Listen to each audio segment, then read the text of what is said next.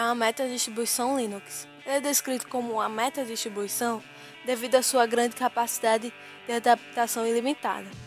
Tem como objetivo o melhor desempenho e mais flexibilidade.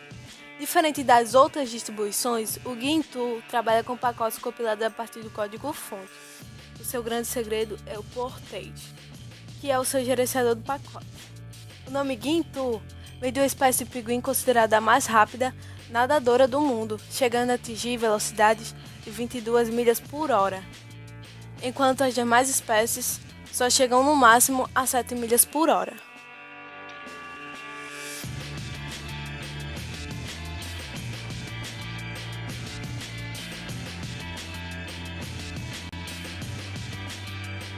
O Gentoo foi criado por Daniel Robbins em 1999, mas ele ainda não tinha esse nome de Gentoo.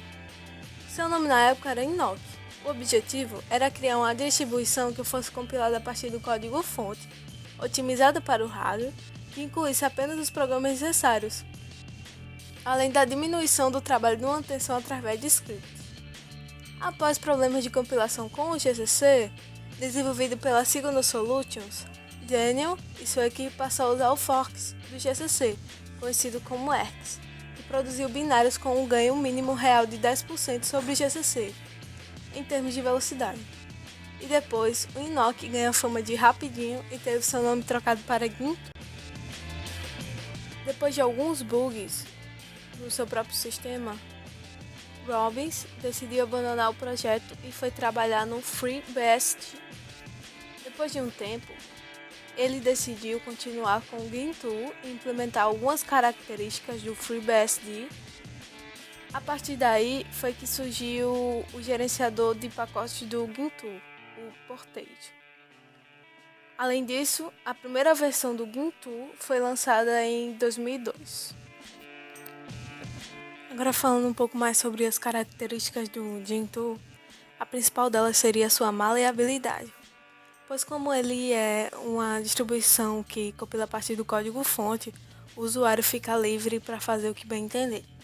O Gentoo é considerada a primeira distribuição a oferecer um ambiente computacional Linux 64 bits totalmente funcional. É uma distribuição multi-kernel, possui as suas versões Linux, OpenBSD e FreeBSD. Tem o gkernel, que é para instalar o kernel. Existem dois conselhos por trás do Gentoo. São eles o diretivo, formado por 5 membros, e o subsidiário, formado por 7 membros. Eles que tomam as decisões sobre o rumo da distribuição. O contrato social do Gentoo é derivado do contrato social do Debian.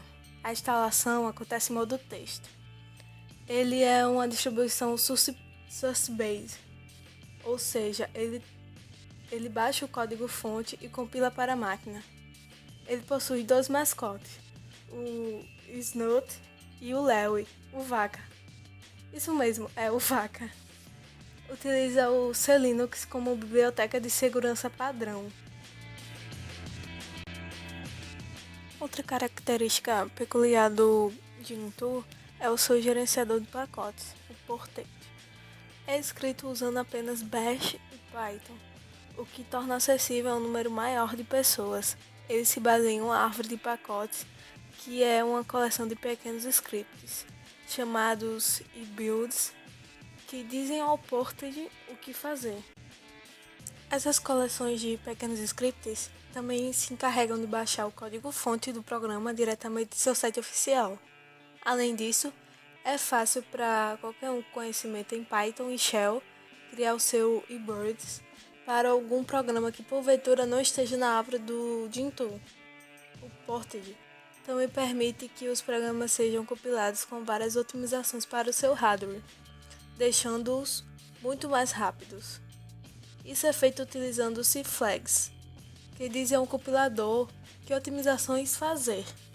Isso pode ser feito em qualquer sistema, a diferença é que o Gentoo faz com que isso seja padrão no seu sistema. Falando em vantagens, uma das vantagens do Gentoo são as dependências leves. Já que os pacotes são compilados pelo código-fonte, dependência entre os pacotes são mais flexíveis do que as distribuições binárias e podem ser explicitamente ativadas ou desativadas em muitos dos casos. As distribuições binárias tipicamente oferecem flexibilidade similar ao fornecer várias versões do mesmo pacote com apenas apelidos diferentes. Uma outra vantagem do Gintoo são os pacotes mais atuais. Ao sincronizar regularmente a sua árvore de portagem, usuários do Gintoo são capazes de usar a versão mais recente dos pacotes disponíveis, ao invés de ficarem fixos a uma data de lançamento em particular. Geralmente, isso resulta em versões mais novas do software disponíveis no gerenciador de pacotes do que as disponibilizadas em outras distribuições Linux em qualquer momento específico, particularmente aquelas que são presas em uma determinada data de lançamento, apenas com atualizações de segurança. E também tem a clareza e a flexibilidade. O sistema portagem mostra, comparado com outras distribuições Linux, muito do que eles estão fazendo. Para muitos passos de instalação, os comandos executados são mostrados, enquanto muitas distribuições Linux apenas descrevem o que eles estão tentando fazer. Como todo sistema, o Gintoo também tem suas desvantagens. A instalação lenta, por exemplo, compilar a partir do código-fonte significa que alguns pacotes são mais demorados para instalar.